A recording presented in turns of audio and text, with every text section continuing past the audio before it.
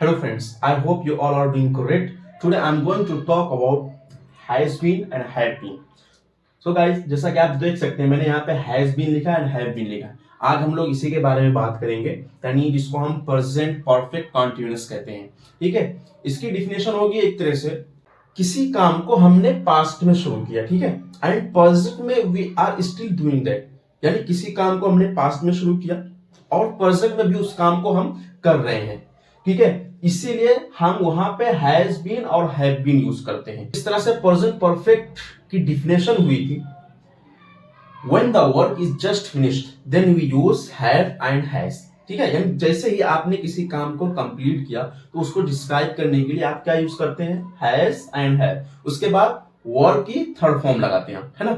इसी तरह यहाँ पे देखें प्रेजेंट परफेक्ट, अभी कंटिन्यूअस को हम रहने देते हैं। ठीक है, प्रेजेंट परफेक्ट को देखते हैं तो हैज है, हैव है, उसके बाद क्या लगा आपका बीन। तो गाइस ये जो बीन देख रहे हो ना, ये वर्ब की थर्ड फॉर्म है।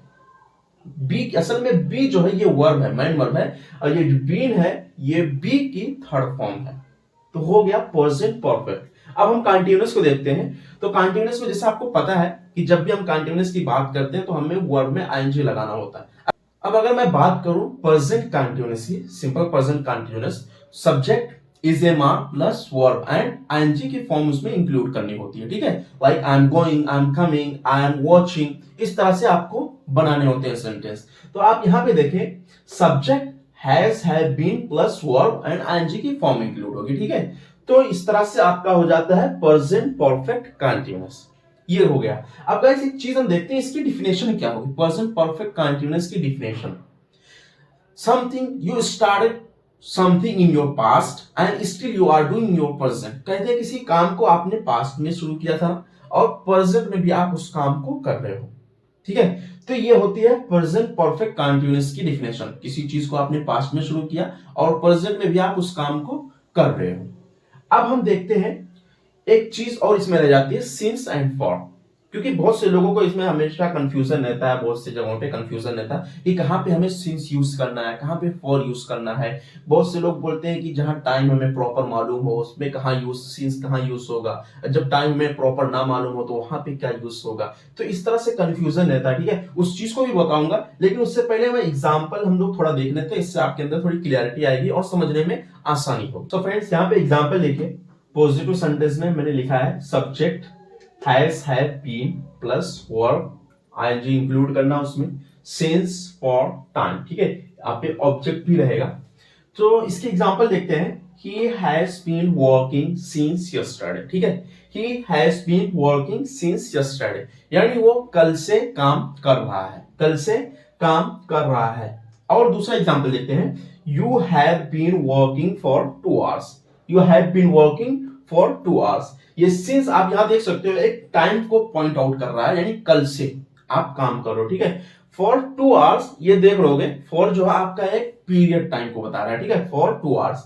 और बाकी पता है हैज कहां यूज करना है आपको, हैव कहां यूज करना है। ठीक है, हैव इज, हैव आपको वही यूज करना है, ही है, शी है, इट है, या किसी सिंगल का नेम है वहां पे आपको हैज यूज करना है। बाकी हैव आपको पता है यू है, आई है, वी है, दे है, तो वहां पे सब जगहों पे आपको हैव यूज करना है। बाकी आपको आईएनजी तो इंक्लूड करना है क्योंकि ये प्रेजेंट परफेक्ट कंटीन्यूअस है। और देखते हैं निगेटिव में, सब्जेक्ट है हैज, हैव, नॉट बीन है। यस गाइस देखिए, हैज बीन और हैव बीन, तो नेगेटिव में इन दोनों के बीच में नॉट को लेके आना है, यानी has not been, have not been. यहां पे हम नेगेटिव का एग्जांपल देखते हैं।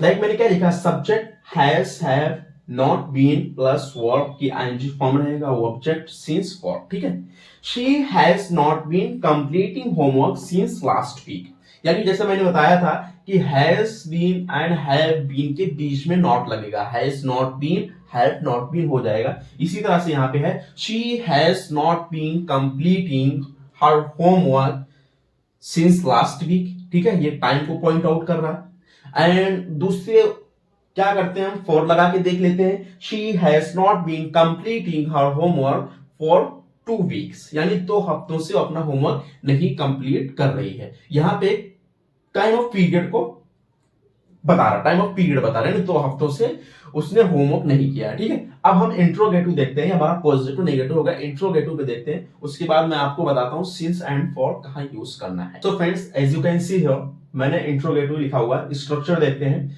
Has, have, subject plus been plus verb in the ING form plus object since for, ठीक है। ये आपका है गाइस। यहाँ पे कैसा रहेगा, अभी नेगेटिव हमने कैसा यूज किया, पॉजिटिव में सिंपल यूज किया था has been, had been, negative में has not been, had not been, but interrogative में आपका हो जाएगा गाइस सब, यानी हैज एंड हैव आपका पहले आ जाएगा सब्जेक्ट के, बट जो बीन वाला पोर्शन है वो आपका सब्जेक्ट के बाद रहेगा, यानी पहले आपका हैज या हैव लगेगा, उसके बाद सब्जेक्ट, फिर आपका बीन लग जाएगा।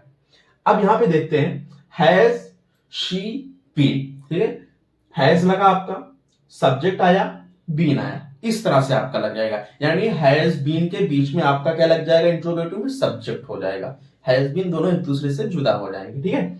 तो has she been watching movie since morning, ठीक है, क्या वो सुबह से मूवी देख रही है, ठीक है, ये हो गया has she been watching movie since morning, ये हो गया क्या सुबह से मूवी देख रही है।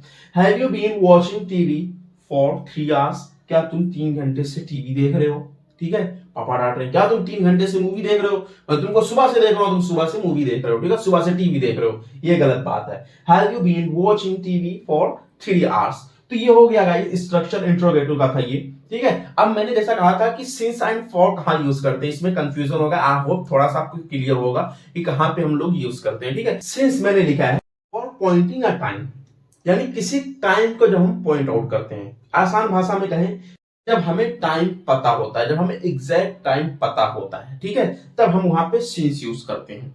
अब फॉर किसी पीरियड को बताता है, ठीक है, टाइम है उसकी पीरियड को बताता है, यानी आसान भाषा में कहें तो हमें टाइम का पता नहीं होता, सिंस में हमें टाइम का पता होता है, एग्जैक्ट टाइम का, एंड फॉर में हमें एग्जैक्ट टाइम का पता नहीं होता है। फॉर एग्जांपल अगर मैं बात करूं कि मैं पिछले साल से जॉब कर रहा हूं, ठीक है, so I have been doing this job since last year, ठीक है, अब मुझे पता है कि मैं पिछले साल से कर रहा हूं, I have been doing this since last week, ये मींस पिछले हफ्ते से कर रहा हूं।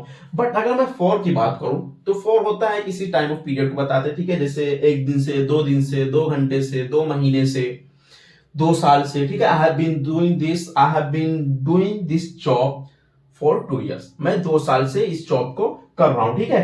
अगर सिंपल सी बात करूं तो वही, अगर आपको एग्जैक्ट टाइम पता है तो आपको वहां पे सिंस यूज करना है, और एग्जैक्ट टाइम अगर आपको नहीं पता है तो आपको वहां पे फॉर को यूज करना है। अगर इस एग्जैक्ट टाइम की बात करें, जैसे सिंस की, यानी 10 बजे से मैं ये काम को कर रहा हूं, so I have been working this since 10 o'clock, I have been working this since 11 o'clock। अब मुझे पता है कि मैं 11 बजे से कर रहा हूं, एग्जैक्ट टाइम मुझे पता है, ठीक है, बट अगर मैं बोलूं 2 घंटे से मैं कर रहा हूं, I have been doing this for 2 hours, अब मुझे नहीं पता और 2 घंटे कैसे, ठीक है, कब से, यहाँ पे एग्जैक्ट टाइम नहीं पता है आपको, तो सीधा बात है, एग्जैक्ट टाइम पता है आपको तो सिंस यूज करना, एग्जैक्ट टाइम नहीं पता है तो फॉर यूज करना। तो I hope guys this video was useful for you, if you are going to follow the structure what I have told you, so you will be having the command and you will be able to frame the sentence present perfect, okay, so that's enough for today guys, let's meet in another video, thank you.